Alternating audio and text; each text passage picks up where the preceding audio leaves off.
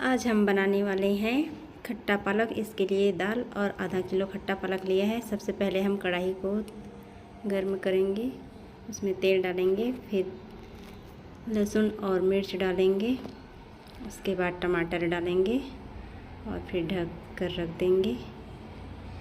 फिर थोड़ा सा चला लेंगे, फिर ढकेंगे।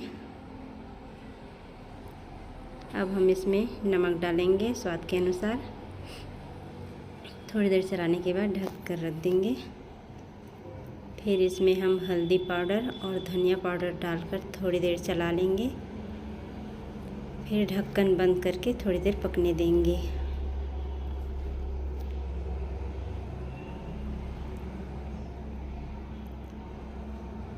अब हम इसमें खट्टा पालक डाल देंगे और थोड़ी देर पकने देंगे। उसके बाद ढक्कन खोल के हम इसको थोड़ा सा चलाएंगे। फिर इसमें हम चना दाल डालेंगे।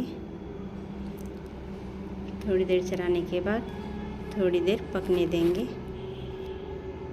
ये बहुत ही जल्दी झटपट बनने वाली रेसिपी है और खाने में भी मस्त है। रेसिपी बनके